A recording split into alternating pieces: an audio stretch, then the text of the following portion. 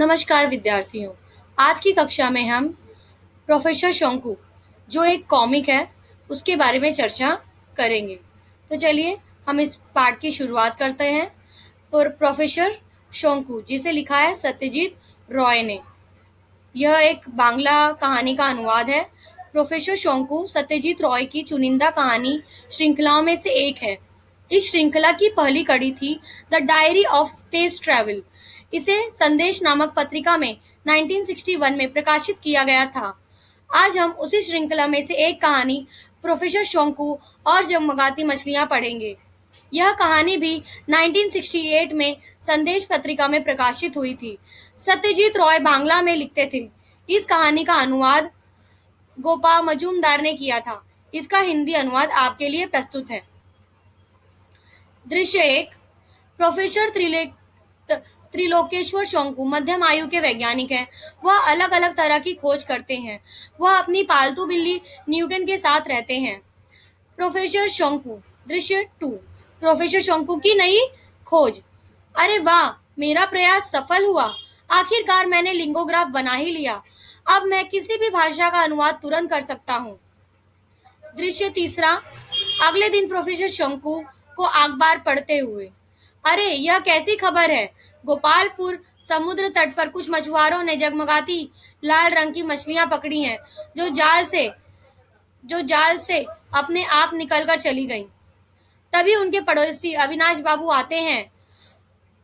Professor साहब, यह तो बस शुरुआत है।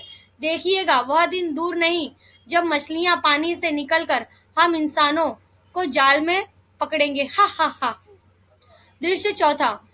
प्रोफेसर अगले दिन अखबार पढ़कर सोचते हुए। अरे, फिर से वही खबर। एक जगह फिर से वही लाल जगमगाती मछलियां। और इस बार तो उन्होंने तट पर एक आदमी पर हमला कर दिया। आखिर मामला क्या है, कुछ समझ नहीं आ रहा। पता लगाना पड़ेगा। दृश्य 5। अगले दिन अविनाश बाबू फिर आते हैं। क्या सोच रहे हैं प्रोफेसर साहब? सोच रहा हूँ गोपालपुर जाकर मछुआरों से मिलूं, समुद्र भी देखूं। क्या आपने कभी समुद्र देखा है? समुद्र नहीं, सोचकर मैं भी आपके साथ चलूं। इसी बहाने समुद्र के भी दर्शन हो जाएंगे। दृश्य 6।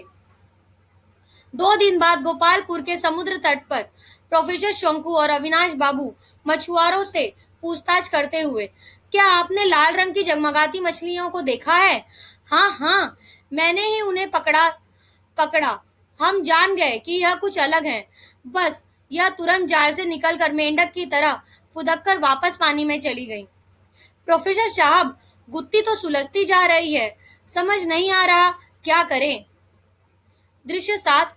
वापस गोपालपुर होटल की लॉबी में। हेलो, मेरा नाम हाकामुरा है। मैं समुद्री वैज्ञानिक हूँ। मैं उन लाल जगमगाती मछलियों की खबर सुनकर यहाँ आया हूँ। प्रोफेसर शंकु। हेलो, मेरा नाम प्रोफेसर शंकु है। मैं भी उन्हीं मछलियों की खोज में यहाँ आया हूँ। दृश्य 8। होटल की छत से समुद्र की ओर देखते हुए। प्रोफेसर साहब, वह देखिए क्या निकल रहा है, चमकता हुआ सा। वह रोशनी क्या है? Konnichiwa konnichiwa, hello hello. आखिर यह क्या चीज है? दृश्य 9। यह मेरा जहाज है, पानी के अंदर जाने के लिए, ताकि हम इन जगमगाती मछलियों का रहस्य सुलझा सकें। अच्छा, यह तो पनडुब्बी है। इसके अंदर मेरा एक साथी है, तनाका। वह भी एक समुद्री वैज्ञानिक है। हम दोनों समुद्री रहस्यों की खोज करते हैं। दृश्य 10वां। धीरे धीरे पनडुब्बी पानी के ऊपर आई और उसका दरवाजा खुला। हाकामुरा और तनाका एक दूसरे का झुककर अभिवादन करते हुए। तनाका सबको बताते हुए। सिंगापुर से हिंदुस्तान सिंगापुर से हिंदुस्तान तक मुझे यह जगमगाती मछलियां तो नहीं दिखी, लेकिन हाँ, समुद्री जीवों में अजीब सी खलबली थी। कई जगह तो कई सारी मृत मछलियां भी दिखी। दृश्य 12वां। देर रात तक प्रोफेसर शंकु सो नहीं पा रहे थे, इसलिए न्यूटन के साथ होटल के कमरे से बाहर आ गए। अचानक न्यूटन ने जोर जोर से म्याऊं म्याऊं करना शुरू किया। प्रोफेसर शंकु ने देखा कि किनारे से वही लाल रंग की जगमगाहट, झिलमिलाहट। लेकिन जैसे ही उन्होंने टॉर्च की रोशनी और डाली, सब गायब, वही अंधेरा। दृश्य 13वां। अगले दिन। क्यों ना हम आपको पनडुब्बी के द्वारा खोज पर निकले। यह मछलियां ज्यादा दूर नहीं गई होंगी। मेरे आविष्कार लिंगोग्राफ की सहायता से यह बात हम समझ पाएंगे कि यह मछलियां आपस में क्या बात कर रही हैं। हाँ हाँ, हम सब चलते हैं। दृश्य 14वां। फिर फिर क्या, पांचों निकल पड़े। अब तक कुछ हाथ नहीं लगा, लगता है और गहराई में जाना पड़ेगा। दृश्य 15वां। वह देखो, समुद्र की तह पर वह चमकती हुई चीज क्या है? कहीं वही मछलियां तो नहीं? नहीं, यह तो किसी पुराने जहाज के अवशेष हैं, और शायद उनके साथ डूबा हुआ एक खजाना। खजाना? चलो हम भी देखेंगे, आखिर हम भी सबको बताएंगे कि हमने खजाना तराशा। दृश्य 16वां। तभी अचानक समुद्र की तह में एक धमाका होता है। चारों अलग अलग दिशाओं में गिरते हैं, फिर तुरंत ही तैरकर वापस पनडुब्बी में घुस जाते हैं। आखिर क्या हुआ?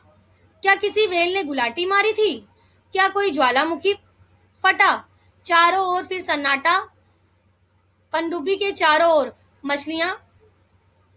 तभी दृश्य 17वां। सभी चुपचाप देखने लगे। वह देखो, वह दूर कितनी सारी जगमगाती मछलियां। इनके लाल रंग से पूरा पानी लाल दिख रहा है। देखने से लगता है कि यह आपस में बात कर रही हैं। रुको, मैं अपने लिंगोग्राफ से पता करने की कोशिश करता हूँ। दृश्य 18वां।